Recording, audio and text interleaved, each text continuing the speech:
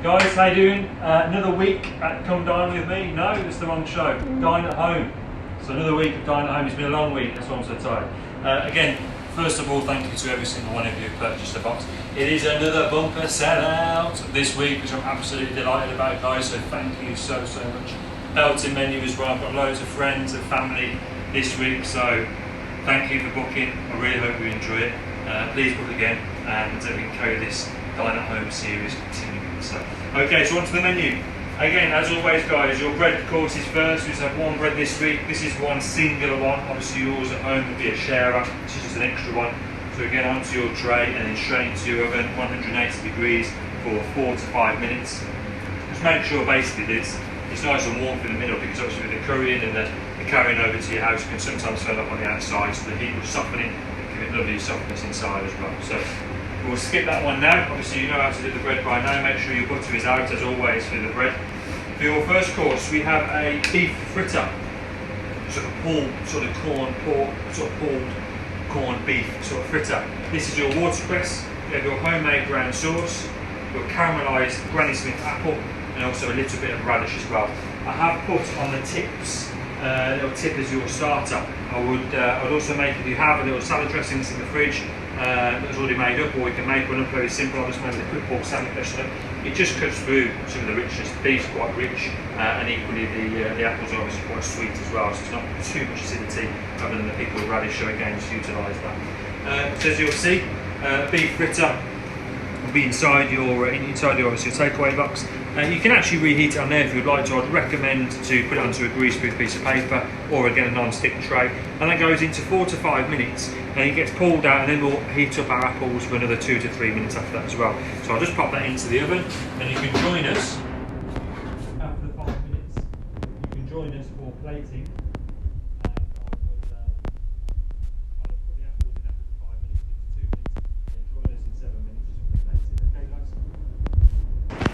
Okay guys, so the beef and the apple, I've just got one more minute on it. I have put the apple in for obviously after the 2 minutes, after the 4 to 5 minutes, for 2 minutes, so it's got another minute on that. So while I'm just doing that, I'm just going to quickly dress the watercress salad. So pop the watercress in your little mixing bowl. Always put a little pinch of salt in there as well. And then your pickled radishes as well in there, just pop all those in. Nice bit of colour contrast as well. Obviously a little balsamic dressing on here, it's a 50-50 dressing. Equal quantities, balsamic and extra virgin olive oil, which is quite sharp, and then with a little spoon just mix all that together. Again, extra virgin olive oil on its own will be absolutely fine. You don't need to add an acidic dressing to it. It's just to sort of flavour the leaves ever so slightly. It gives that obviously salad a nice dress feel to it. So I'm going to pop that beef out now.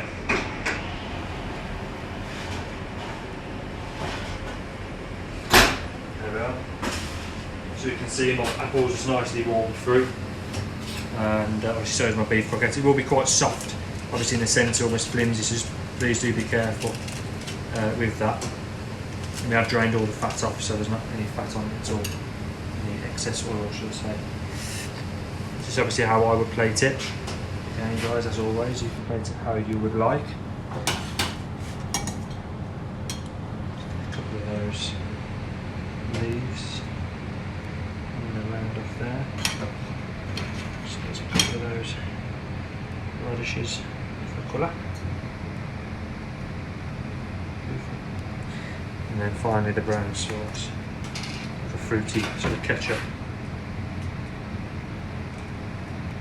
Just put one side there, beautiful. Okay, so guys, you have beautiful pulled beef fritter with caramelised Granny Smith apple, watercress and pickled radish salad, and your brown sauce on the side as well. Okay guys, so I hope you enjoyed your starter course. Your main course is poached chicken with chicken fat carrot, barbecued hispy cabbage, and some roasted new potatoes. We also have some wild garlic pesto that was cooked by Mikey. It was picked by Mikey in Hansacre, Armitage. And I've also already put my chicken sauce in a pan already. So what I'm going to do is I'm just going to talk you through the sort of reheating process of all of this. It can also be a complete one pan dish or one tray dish as well. So everything can be reheated almost together, and it can also be reheated in the same pan. You haven't got any worries about that.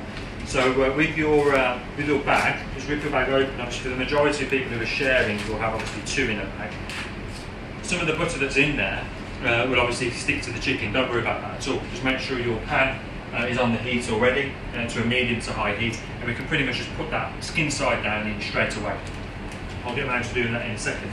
Also, with your carrot, you can again make sure you keep as much of that chicken fat as you can, because when we want to roast off the carrot as well, that will obviously aid in the flavour department, obviously utilising the chicken fat as well. The majority of you will have 1 carrot between 2. We did do a carrot with the beef a few weeks ago, so we did the same sort of process with that. Obviously half it down the middle. Some carrots are quite small, so again we double those up, so you have 1 carrot each. You cook them in the exact same way, okay? So we're just going to go over to the pan. I will put a little bit of vegetable oil in there, not too much at all, and I'll turn it up, as I said to you before, on a medium to high heat.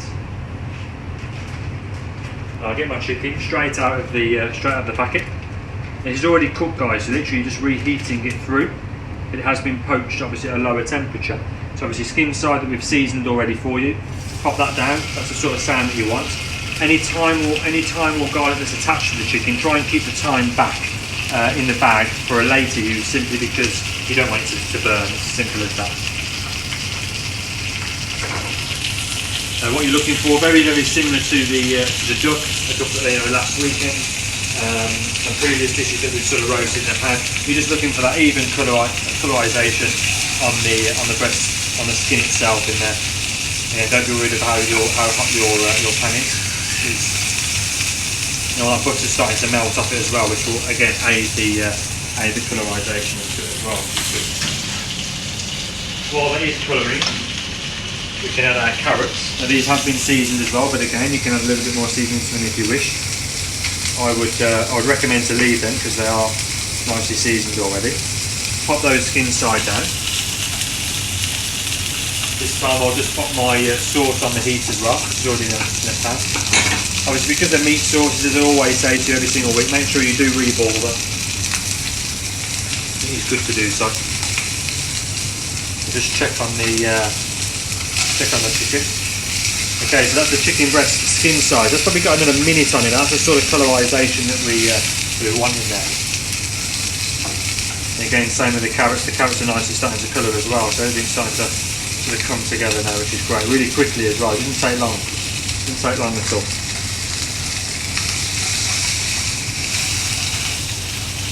I'm going to turn that pan down now to sort of a low to medium heat.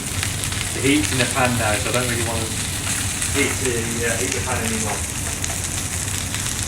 Okay, so that chicken fat that we kept on earlier, we're going to pop that in there now. There's the old sizzle.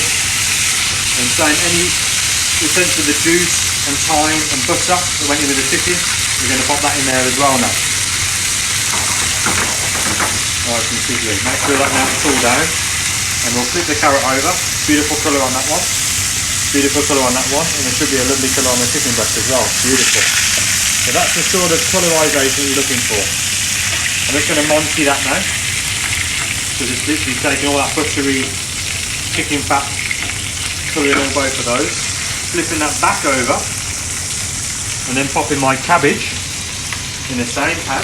You can give it a little bit of a turn around as well, just to make sure all that sort of flavour is on there. And this is obviously for one person.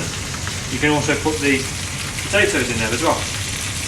Make sure you leave that skin of the chicken. Make sure you leave the skin face down, because it will literally crispen up. The heat of the pan is now all completely residual. I've really turned it all down in there now, so it's all the heat of the pan is in the pan itself, not coming from the bottom. So what I'm going to do now, guys, it's all off. I'm really happy with that. So I'm going to transfer that into the oven at 180. Realistically between sort of 5 to 8 minutes. That's all it'll actually require. It needs to be heated all the way through. 5 to 8 minutes is absolutely fine with a little bit of a rest on the chicken. Okay guys, so it's been 6 to 7 minutes now with the chicken. Beautiful.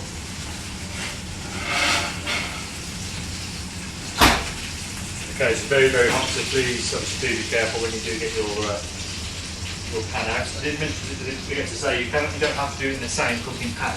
You can obviously cook everything separately if you'd like to and pop it onto a grease-proof tray. It's absolutely fine. Just ensure that you're keeping that chicken down, because that's the sort of crispy skin. That's the sort of skin that you want on the chicken breast. That's why we keep it on there. It's absolutely delicious. So I normally just take everything out. Obviously everything's just roasted up that little bit nicer now. It's had all that beautiful juices and butter and chicken fat in. Same with the carrots. Perfect. I did also forget to say that with the barbecued cabbage, it was really large. So we've actually put one piece in probably half the boxes, and the reason being is because it is too large. So again, just this is sort of medium size, but I mean for me that's too much for one plate. So just halve that once it's cooked, and that'll be absolutely perfect to obviously share between the two of you. But some people have got individual ones because they are obviously normally small.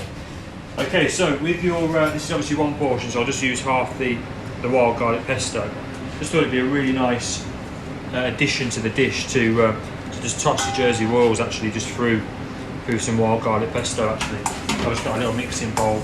Obviously your Jersey Royals will heat up that pesto as well. It would already be at room temperature. It just gives a beautiful scent coming off there, really refreshing, delicious sort of garlic flavour.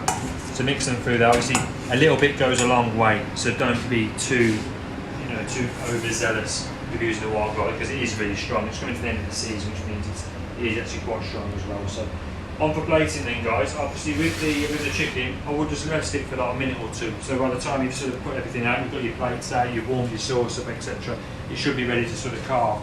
You're more than welcome to keep it, obviously as it is, because it's your box and you can do as you wish, or you can carve it. I'm just going to carve it just to open it up slightly, and you'll see the beautiful, juicy, pearlescent flesh inside. And it is literally cooked to absolute perfection. That is really pleased with that. Super juicy, keeping all those juices in, which is what the poaching is all about. So I really hope you enjoy it. Open that up. You can apply some more seasoning on top. I know a lot of people can do so. Again with the salt and pepper, just season the flesh if you would like to. Next I'm going to do those beautiful line of those jerseys that are dressed in the local wild garlic, especially to Handsacre area. Gem lettuce, cabbage over the side there, absolutely fantastic. And then just finishing off with a little bit of that real rich, indulgent chicken sauce, and this time definitely sauce all that chicken. Beautiful. There we are then, guys. Poached and then roasted chicken. Make sure you get a lovely skin like that, nice and roasted. Don't be scared of the heat. Jersey Royals dressed in local wild garlic with the caramelised carrot cooked in chicken fat and a barbecued hispy cabbage. Guys, that is a belting dish. I hope you enjoy. Okay guys, so I really hope you enjoyed that main course. Obviously quite a bit of cooking involved in that one. As I said to a lot of people who have messaged me and commented on my posts and stuff, they've also said, keep giving me more cooking to do, chef at home and so on and so forth. So we're just upping it every single week. Just adding a little bit more cookery to each week. Next week it's exactly the same. We've got a beautiful poached lamb rump dish on, which again is in a very similar way to the chicken. So if you enjoy cooking, you just want to watch these videos for a bit more impetus on how to cook. Honestly guys, we're just going to continually sort of stretch the bar all the time. So I hope you enjoyed that one. On to dessert, and a classic English trifle. This has been done completely for you. So there's some beautiful Manor Farm strawberries in the bottom, mixed with a little consommé, sort of strawberry consommé jelly, beautiful custard, just like birds. Top is some chantilly cream with some strawberry crispies, and this couldn't be easier. Please don't try and take it out of the pot. There's too, get that camera on my face. Get that camera on my face. There's too many of you that are trying to take this thing out of the pot just so it looks good on a plate. Stop it. You don't do that when you go to Sainsbury's, do you? So don't start now, okay? Keep it in the pot, eat it out of the pot, and you'll fucking love it. Stop laughing, G. Unbelievable, mate, it annoys me. Okay guys, so it's really simple, honestly. Hope you enjoy the dessert. It's super delicious, super fresh, super clean, and yeah, I'm gonna go into it. So I forgot there's a sponge as well. There's a lovely soap sponge in the centre as well, guys. Look at that, nice and easy. Delicious. Guys, enjoy. Thank you so much for your support. All joking aside, I can't thank you enough for how you're supporting us. Keep subscribing to the YouTube channel for all the videos.